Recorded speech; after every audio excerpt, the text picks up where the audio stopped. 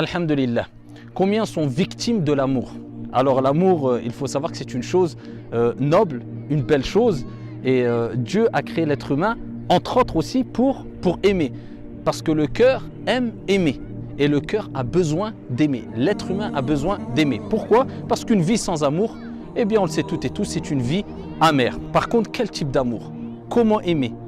Jusqu'à quel degré aimer? C'est cette question qu'il faut se poser et je la pose à moi-même et je la pose à vous aussi, tout simplement parce que beaucoup de personnes deviennent fous amoureux. Et là, c'est un problème. Quand on dit fou amoureux, c'est quoi? C'est qu'on n'arrive plus à contrôler son amour et on est prêt à dépasser toutes les limites autorisées, même d'un point de vue religieux, au nom de l'amour. Alors, il faut savoir que Dieu dit dans le Saint-Coran « Zuyyina linnasi hubbu shahawati minan nisa » On a enjolivé donc aux gens, l'amour des choses qu'ils désirent, qu'ils aiment, qu'ils apprécient. Et Dieu donne des exemples. Minan nisa, wal banin, les femmes, les enfants, l'or. Il donne des exemples pour nous rappeler que c'est quelque chose de naturel. Mais il faut bien prendre conscience que si on ne contrôle pas cet amour, eh bien on va tomber dans ce quoi sont tombées beaucoup de personnes qui n'arrivent plus à goûter au repos de l'âme. Ils sont plus tranquilles.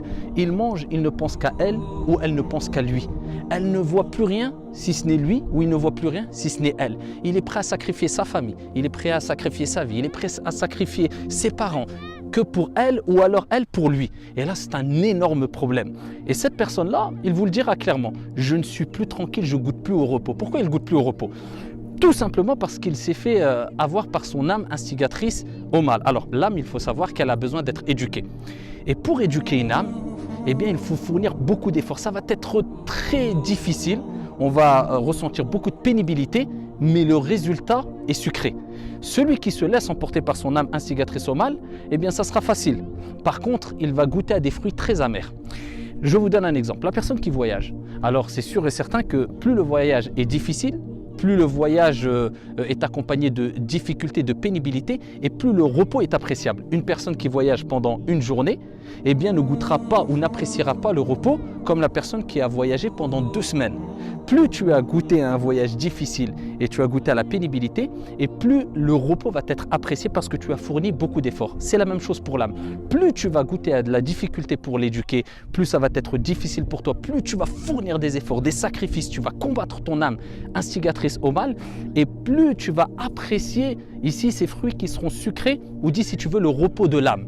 Et ça n'a pas de prix, le repos de l'âme. Donc la première des choses à savoir, c'est que ici on sait toutes et tous quand on dépasse les limites ou pas. Quelquefois on sait très bien, on est amoureux, mais tu te dis là j'exagère, je sais, mais je n'ai.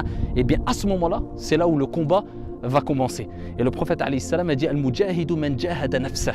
Le combattant, le réel combattant, c'est celui qui combat son âme. C'est difficile, mais tu sais que le résultat, c'est pour ton bien. Et ça t'apportera que du mal, le fait de suivre ton âme instigatrice au mal et de faire devancer tes passions sur la raison. Ça, c'est la première des choses. Deuxième des choses, il faut savoir qu'il faut couper court. Il y a des moments où il faut couper court. Si tu sais que c'est un amour éperdu, c'est un amour qui n'a pas de limite, essaye de couper court. Pourquoi? Parce que tu vas devenir esclave de cet amour-là et tu n'arriveras plus à dompter cet amour-là. Tu le sais très bien. Donc à ce moment-là, il faut faire tout pour couper court. C'est difficile. Alors cesser la relation. Alors là, je ne parle pas d'un amour contrôlé. Je ne parle pas du fait d'aimer d'une manière licite, d'une manière dans un cadre très sain. Je parle de ceux qui sont devenus, comme on dit, aveugles à cause de l'amour. Ils ne voient plus rien, ils ne veulent plus raisonner. Ceux-là, ils doivent couper court. C'est dur, c'est un combat. Mais comme j'ai dit, plus les efforts sont difficiles et plus le résultat sera appréciable parce que ça va te permettre de goûter au repos de l'âme. Parmi les choses aussi à faire, et c'est parmi les plus grands des remèdes, pour ceux qui disent « je suis fou amoureux, comment dois-je faire ?» Eh bien, c'est de faire ad-du'a. Pourquoi? Parce que l'amour, c'est un sentiment qui est dans le cœur. Et le prophète alayhi salam répétait souvent l'invocation « Ya muqallib al-qulub, thabbit qalbi ala dinik » toi qui retourne les cœurs, et le cœur a été appelé al-qalb li'annahu yataqallab, car il se retourne. Toi qui retourne les cœurs, affermis mon cœur sur ta religion. Donc on sait que c'est Allah qui retourne les cœurs. Aïcha a interrogé le prophète alayhi salam sur cette invocation parce qu'elle a vu que le prophète répétait fréquemment cette invocation. Et le prophète alayhi salam a dit Ya Aïcha, al-qulub, les cœurs sont entre les 2 doigts du miséricordieux, il les tourne comme il veut.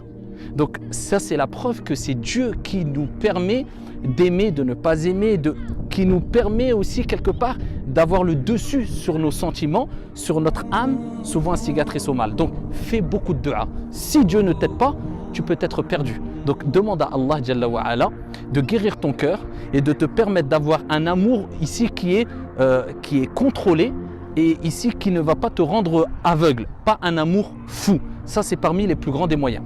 Parmi les moyens aussi qu'il y a aussi pour ceux qui sont tombés dans cet amour, amour qui les a rendus aveugles, cet amour fou, il faut remplir son cœur de l'amour principal qui est l'amour de Dieu. À partir du moment où tu as rempli ton cœur de l'amour d'Allah, sache que tout autre amour sera dans l'enclave de l'amour de Dieu.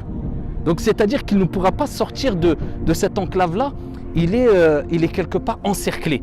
Donc tu pourras aimer tes parents, ton épouse, l'époux, des gens, les êtres humains, mais il y aura une limite. C'est-à-dire que ici il y aura un cadre et ce cadre-là sera Hubbullah, Mahabbatullah, l'amour d'Allah subhanahu wa ta'ala. Et pour cela, pour remplir son cœur de l'amour d'Allah azza wa jal, eh bien, il faut apprendre à connaître ton Seigneur à travers ses noms et ses attributs, méditer quant à tous les bienfaits que Dieu t'a et ne cesse de te donner chaque jour.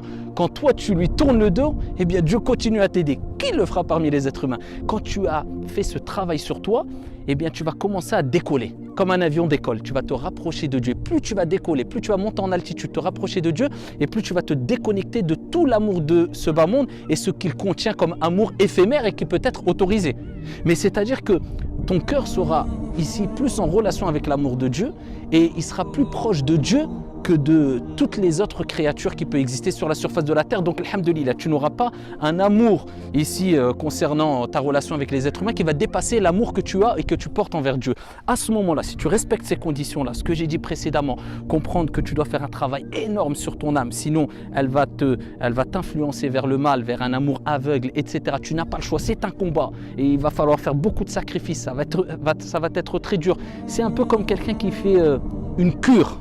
Quand il est rentré, il est tombé dans des drogues ou de l'alcool, il est obligé de faire une sorte de cure de désintoxication. C'est la même chose, c'est difficile, mais ça en vaut le détour quelque part. La deuxième des choses, beaucoup de dua, comme j'ai dit précédemment, beaucoup d'invocations. Troisième des choses, il faut couper court à toutes ces relations qui te rendent quelque part fou. Il faut vraiment couper court. Et dernière des choses, et la plus importante, c'est vraiment de remplir son cœur de l'amour d'Allah subhanahu wa ta'ala. Si tu respectes ça, eh bien tu resteras toujours dans un cadre très sain. Et aussi, on peut rappeler pour finir la fameuse parole de Ali ibn Abi Talib radiyallahu anhu warda, lorsqu'il disait quand tu aimes, aime avec limite, sans excès, car peut-être que la personne que tu aimes, ton ami, demain deviendra ton ennemi. Tu auras certains regrets. Et quand tu détestes, eh bien déteste avec certaines limites aussi, parce que peut-être celui que tu n'aimais pas, ton ennemi deviendra ton ami chaleureux demain et tu le regretteras. Toujours avoir des limites et que Dieu remplisse notre cœur d'un amour sain vis-à-vis des créatures, des êtres humains et un amour très fort et sans limite vis-à-vis de notre Seigneur. Wallahu a'lam.